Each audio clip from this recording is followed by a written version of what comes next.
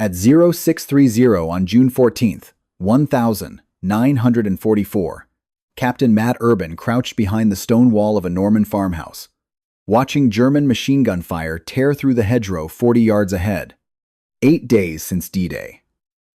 The 2nd Battalion, 60th Infantry Regiment, 9th Infantry Division, had pushed 12 miles inland from Utah Beach. They had lost 247 men in those 8 days.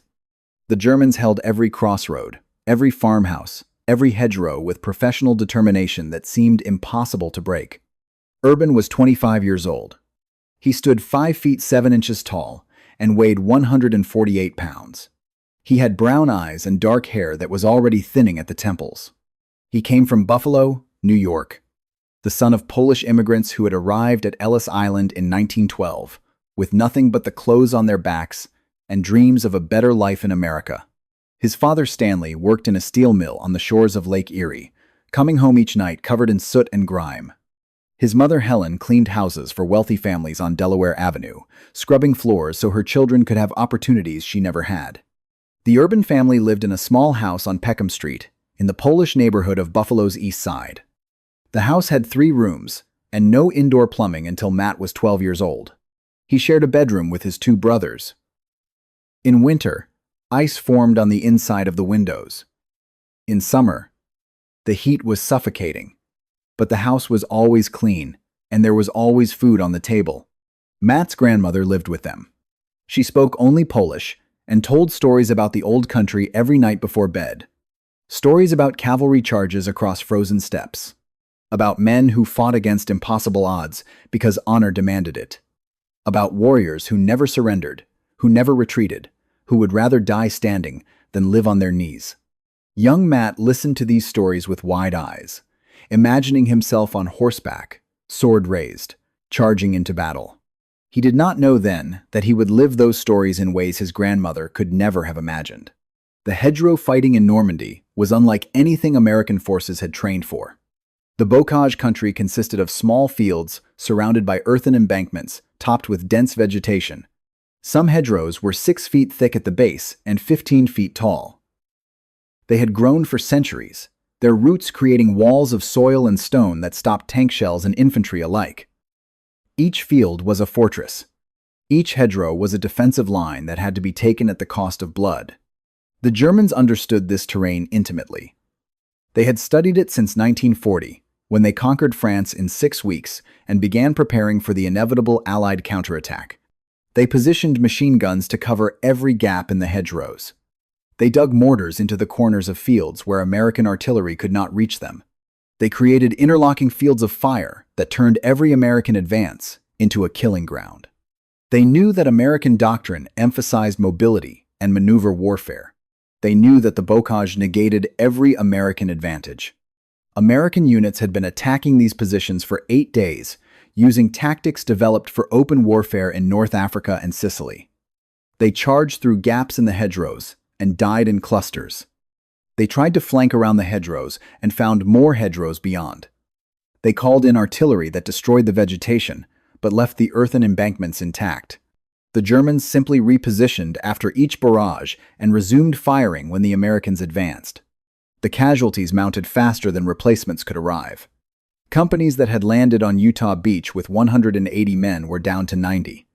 Platoons that had started with 40 men were down to 15. The survivors learned quickly or died quickly. There was no middle ground in the bocage.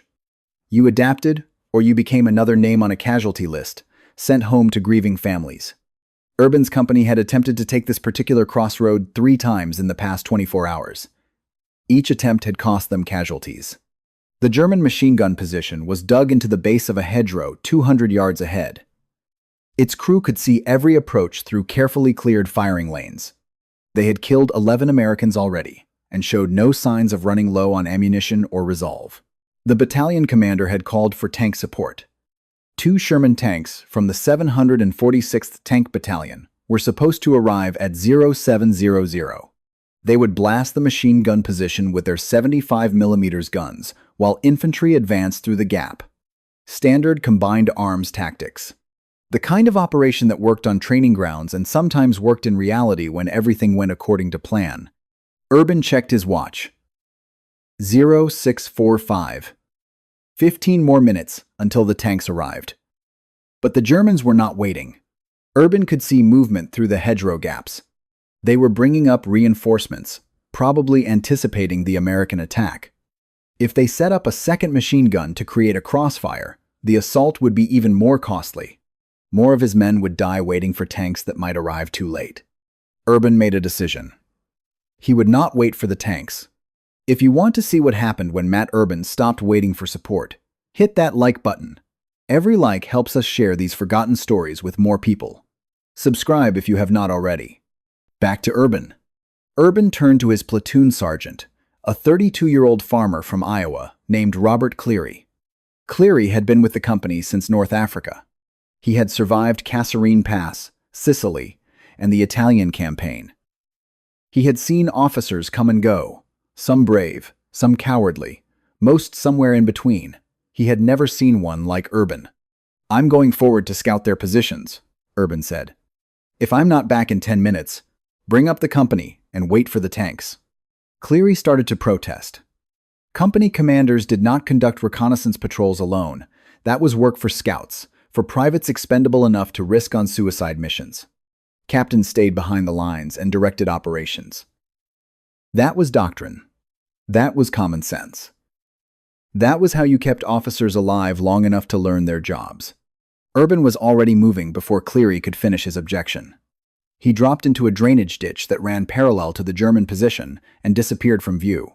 The ditch was 3 feet deep, filled with stagnant water and debris from the previous night's artillery barrage. Dead leaves floated on the surface. The smell of decay rose from the mud. Urban kept his head below the rim, moving by feel through the murky water. His uniform soaked through in seconds.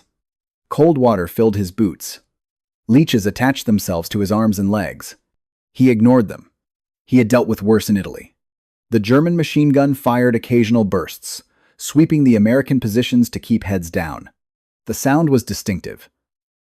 The ripping cloth noise of an MG-42, 1,200 rounds per minute, the fastest-firing machine gun in the world. The Americans called it Hitler's buzzsaw.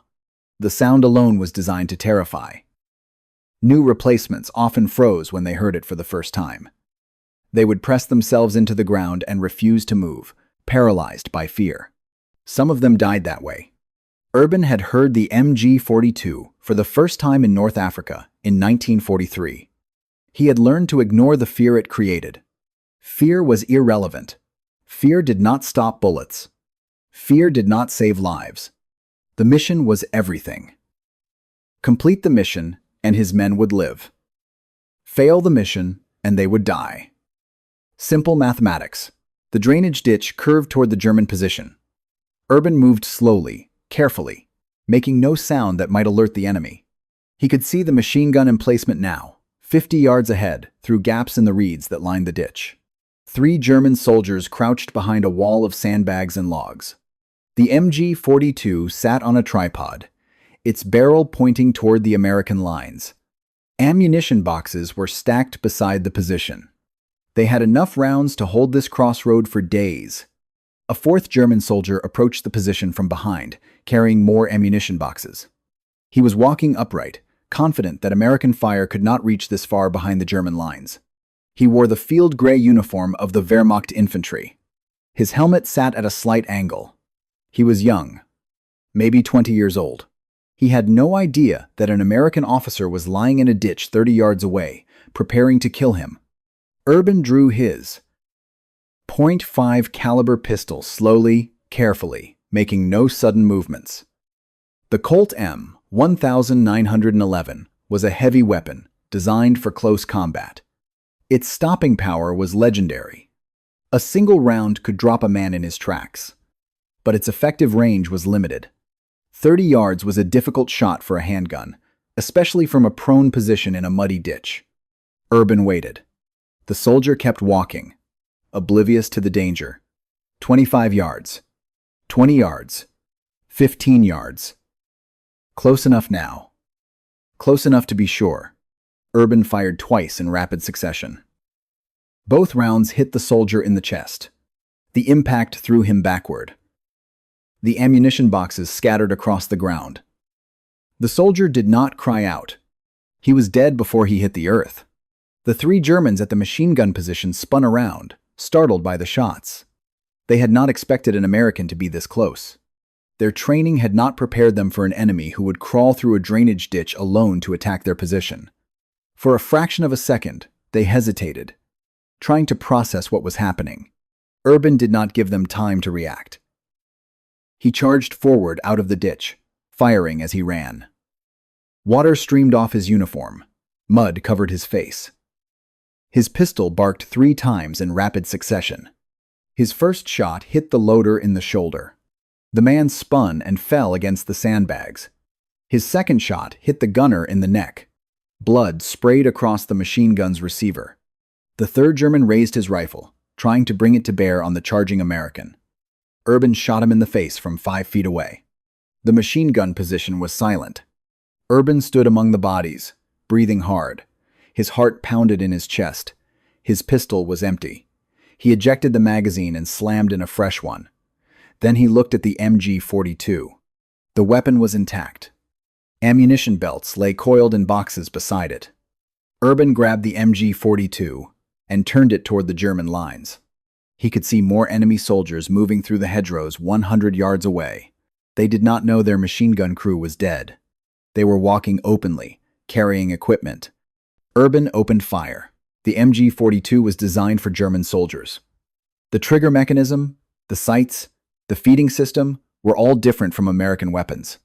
Urban had never fired one before. He figured out how to operate it in seconds. The gun roared to life, sending tracers into the German positions. 1,200 rounds per minute. The barrel heated up quickly. Smoke rose from the cooling shroud. German soldiers dove for cover. Some did not make it. 2 went down in the first burst. 3 more fell, trying to reach a stone wall. By the time Sergeant Cleary brought up the rest of the company, Urban had killed 9 German soldiers and scattered an entire platoon. The crossroad fell to American forces 20 minutes later without further casualties. The battalion commander, Lieutenant Colonel Louis Grunwald, found Urban sitting on an ammunition box, drinking from a canteen. Urban's uniform was soaked with ditch water and spotted with blood. "That was either the bravest thing I've ever seen or the stupidest," Grunwald said. Urban shrugged. It worked. Grunwald recommended Urban for the Silver Star that afternoon. It was the first of 7 Valor Awards Urban would receive during the war. Urban's journey to Normandy had begun 3 years earlier in a very different place. He had graduated from Cornell University in 1941 with a degree in history and a commission as a second lieutenant through ROTC. He had wanted to be a teacher. He loved history, loved the stories of great men and great battles. He had planned to spend his life in a classroom. The Army had other plans. After Pearl Harbor, everything changed. The peacetime army of 190,000 men began expanding rapidly. Officers were needed desperately. Urban was assigned to the 9th Infantry Division at Fort Bragg, North Carolina. The 9th Infantry Division trained for a year before deploying to North Africa in November 1942 as part of Operation Torch. The invasion was supposed to be easy. The Vichy French forces were expected to surrender quickly. The Germans were supposed to be too weak to intervene. None of that happened. Urban's first combat came at Kasserine Pass in February 1943. The German Afrika Korps, commanded by Field Marshal Erwin Rommel, attacked American positions in Tunisia. Rommel was the Desert Fox, the most famous German general of the war. His soldiers were veterans of desert warfare. The American forces were untested. Many officers had never heard a shot fired in anger. Many soldiers had been civilians 6 months earlier. The Germans attacked at dawn on February 19th. Panzers rolled through the mountain passes. Stuka dive bombers screamed down from the sky. American positions collapsed within hours. 2 divisions were routed. Thousands of soldiers surrendered. The American army in North Africa came within hours of complete destruction. Urban's battalion did not run. They held their position on a rocky hillside when other units fled past them in disorder. They fought for 3 days without sleep, without reinforcement, without hope of victory. They were surrounded on 3 sides. German tanks probed their lines every few hours. Artillery fell continuously. Urban was wounded for the first time on the second day. A German mortar round landed 15 feet from his position. Shrapnel tore through his left thigh, ripping a gash 6 inches long. Blood soaked through his trousers. He refused evacuation. He found a dead medic lying in a shell crater 20 yards away. The medic's kit was still intact. Urban crawled to the body, retrieved the kit, and bandaged his own wound. Then he returned to his position and continued fighting. When the German assault finally ended, Urban's company had 23 men left out of 187. Urban learned 2 things at Kasserine Pass. First, American soldiers could fight as well as any army if led properly. The men who ran had been abandoned by officers who fled first. The men who held had been inspired by officers who stayed. Second, leadership meant being in front, not behind. The soldiers who survived were the ones whose officers shared their danger. Urban swore he would never lead from the rear. The 9th Infantry Division spent 4 months rebuilding. In April 1943, they went back into combat. This time, they were ready. Urban fought through Tunisia, Sicily, and Italy. He learned to read terrain, to anticipate enemy movements, to position his men for maximum advantage. He was wounded again in Sicily, a bullet through his right arm. The bullet entered below his elbow and exited through his forearm, missing the bone by half an inch. He refused evacuation again. He spent 3 weeks fighting with his arm in a sling, commanding his company with one hand. His men watched him and took strength from his example. If the captain could fight with one arm, they could fight too. By the time the 9th Infantry Division was pulled out of Italy in November 1943, Urban had been in continuous combat for 11 months. He had been wounded twice. He had been promoted to captain. The soldiers called him the Ghost because he seemed to appear everywhere at once during a firefight. He would be directing artillery fire one moment and leading a bayonet charge the next. The bullets touched him plenty. He just refused to fall down.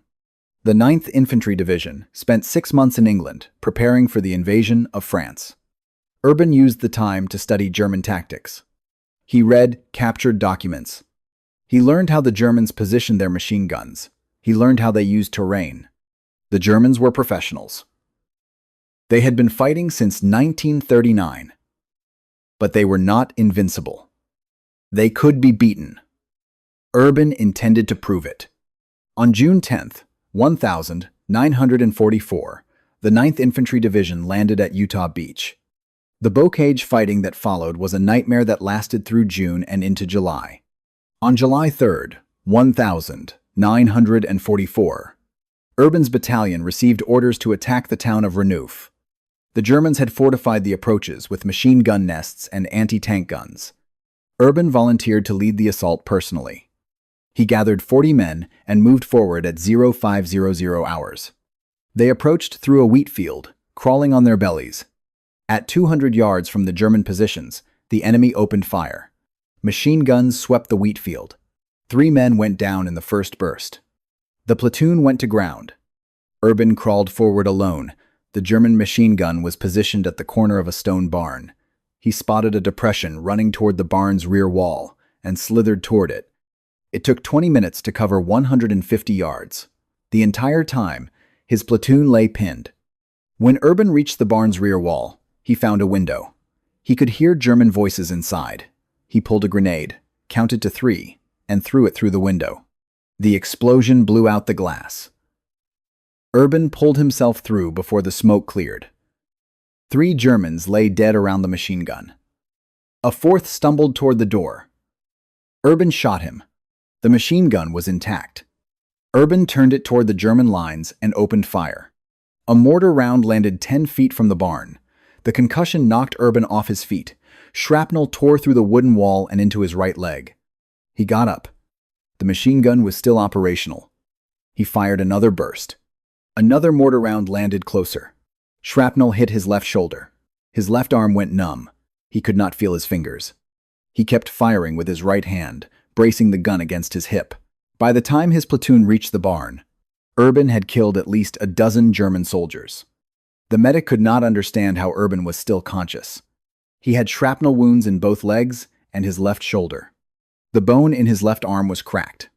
Urban refused evacuation until the position was secure.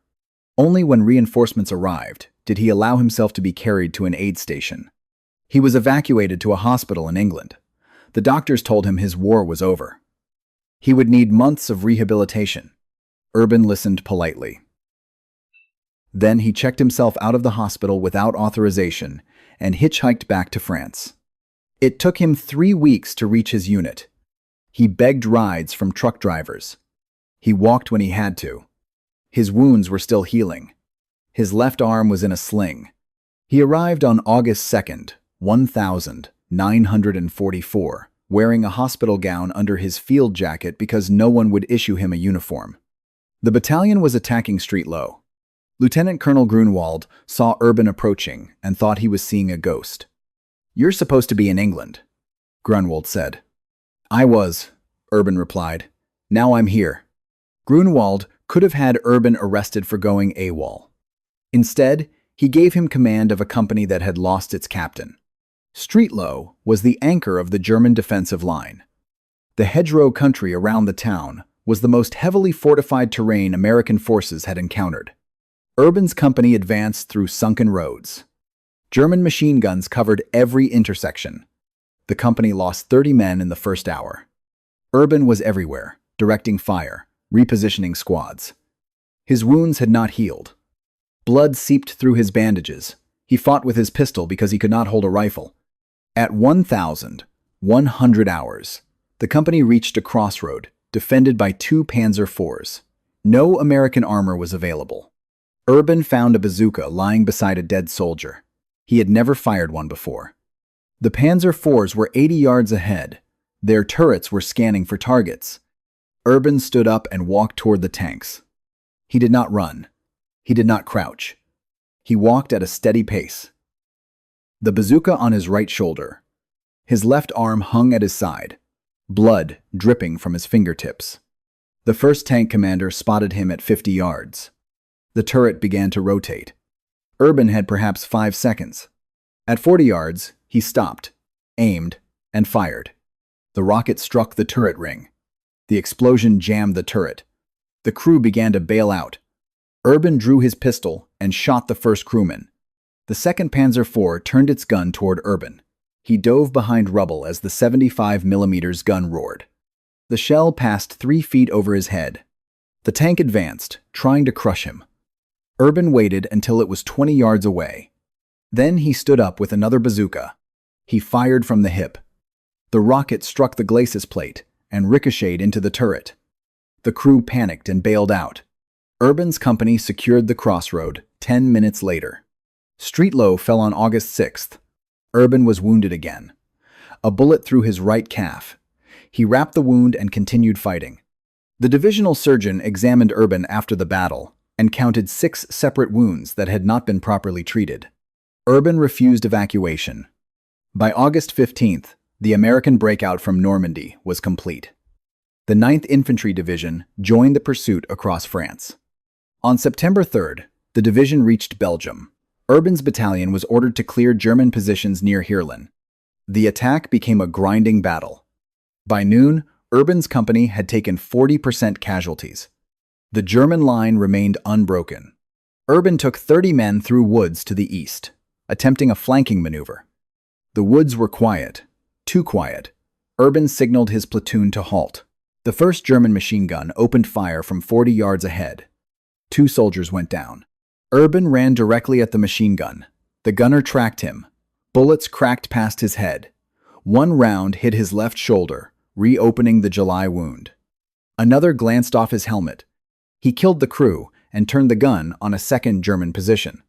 His platoon advanced through the German lines. By 1600 hours, they reached the rear of the main enemy position. Urban organized an assault on the German headquarters bunker. He was first through the entrance. Inside, he found 6 soldiers and a communications center. He killed 3 Germans with his pistol before the others surrendered. Documents on the table revealed the entire German defensive plan. The capture broke the German defense. By nightfall, the objective was secure. Urban had been wounded again, a bullet graze along his right side that cracked 2 ribs. He did not report the wound. The next morning, Grunewald called Urban to the command post. "I've written you up for the Medal of Honor," Grunewald said. Urban shook his head. "I don't want medals. I want replacements." The Medal of Honor recommendation went up the chain of command. It would take 36 years to be approved. The 9th Infantry Division was assigned to the Hurtgen Forest in October 1944. The forest covered 50 square miles of rugged terrain. The Germans had fortified it with bunkers and minefields. The Battle of Hurtgen Forest would become the longest single battle in American military history. More than 30,000 soldiers would become casualties. Urban's battalion entered the forest on October 6th. German artillery had pre-registered every intersection. Tree bursts sent shrapnel raining down on soldiers who thought they were in cover. Urban led his company through the forest, day after day. They advanced 100 yards, lost men, and dug in. At dawn, they advanced again. On October 14th, Urban was leading a patrol through a sector supposed to be clear. A German company had infiltrated behind American lines. The first burst of machine gun fire hit 2 soldiers. Urban ran directly at the position. A round hit his shoulder. Another glanced off his helmet. He killed the crew and 2 more soldiers moving to flank his patrol. The ambush collapsed. Urban had been hit twice, but remained on his feet. A medic tried to treat his shoulder. Urban pushed him away. "Take care of the men who can't walk. I can still move." The fighting continued through October and November. Urban was wounded 3 more times. A bullet through his calf, shrapnel in his back, a concussion from artillery. Each time, he refused evacuation. By late November, Urban's body was failing. He had been wounded 9 times since D-Day. His left arm was permanently damaged. His right leg dragged. He walked with a limp. Grunewald finally ordered Urban to the division hospital. The doctors ordered him evacuated to England. This time, there was no hitchhiking back. Urban was placed under guard and transported to a hospital ship. He spent 3 months in rehabilitation. He underwent surgery to remove a bullet fragment from his shoulder. He received physical therapy for his damaged arm and leg. The psychiatrists who evaluated him found a soldier completely focused on returning to combat. Urban showed no signs of what would later be called PTSD. He slept soundly. He did not have nightmares. The psychiatrists concluded that Urban had developed extreme compartmentalization. He could function under fire because he had learned to suppress fear and pain. What they did not understand was that Urban was not suppressing his emotions. He was channeling them.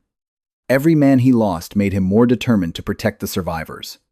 He fought not for glory, but for the men beside him. He could not save them all, but he could save some. That was enough. On February 28, 1945, Urban was discharged from the hospital and returned to France. The war was entering its final phase.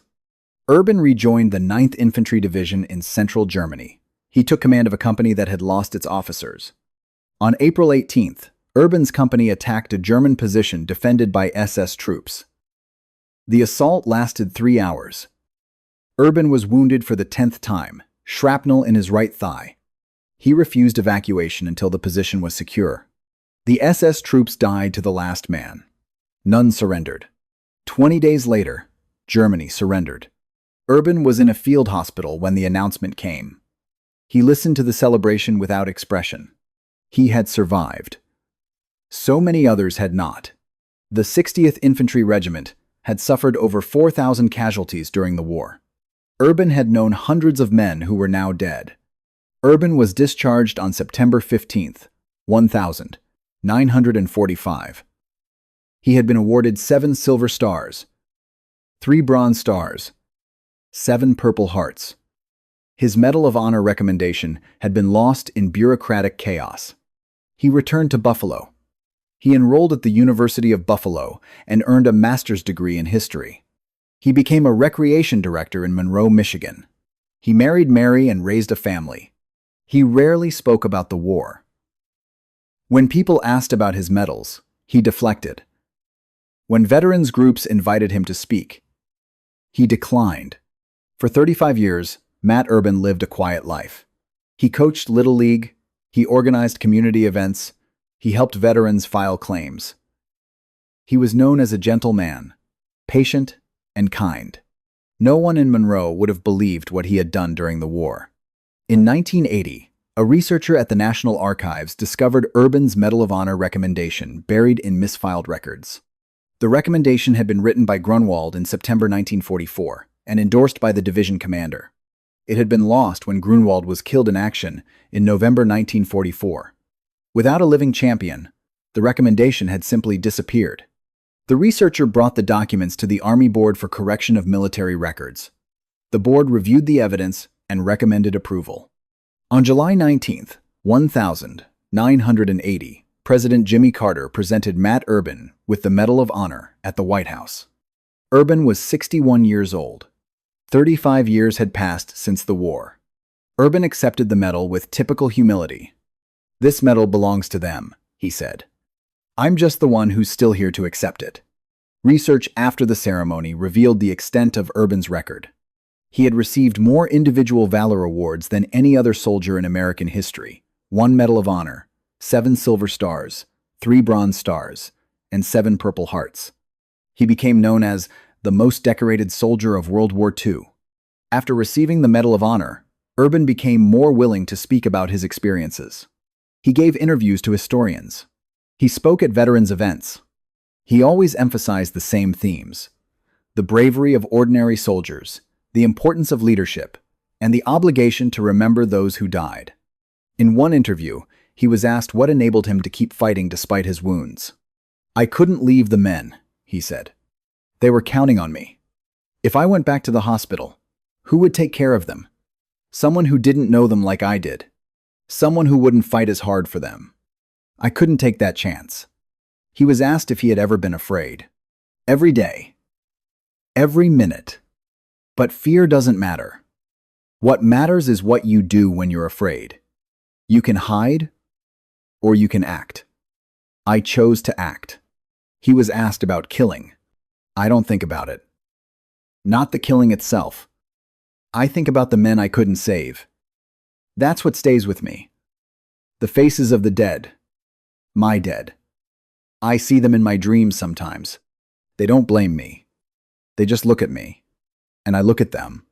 And I remember." Matt Urban died on March 4, 1995, in Holland, Michigan. He was 75 years old. He had outlived most of the men who served with him. He had outlived Grunwald, who wrote his Medal of Honor recommendation and then died before it could be processed. He had outlived Sergeant Cleary, who had protested when Urban went forward alone that first day in Normandy.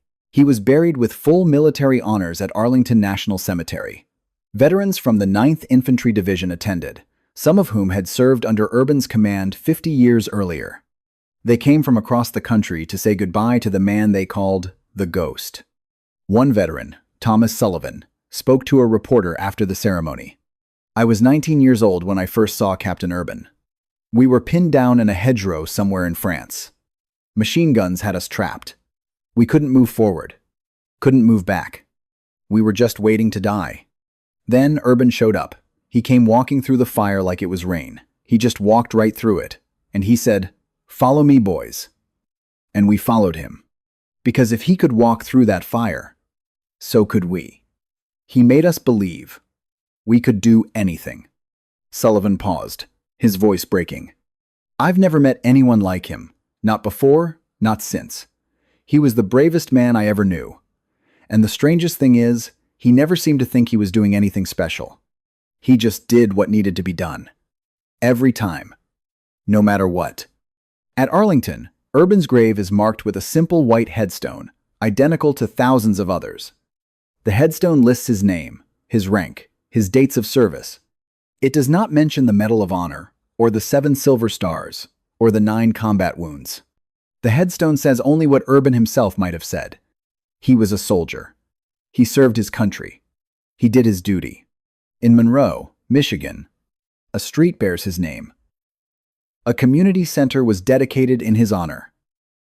Every Memorial Day, the city holds a ceremony to remember him. Speakers tell stories about his courage. Veterans stand at attention while taps is played. Children who never knew him learn about what he did. But the truest memorial to Matt Urban is not a street or a building. It is the lives of the men who survived because he led them, the families they came home to, the children and grandchildren who exist because Urban walked through machine gun fire and refused to die. Thousands of people are alive today because one man from Buffalo, the son of Polish immigrants, decided that his duty to his soldiers was more important than his own survival. He was wounded 10 times. He should have died 10 times. He lived because there were more men to save, more battles to fight, more enemies to destroy.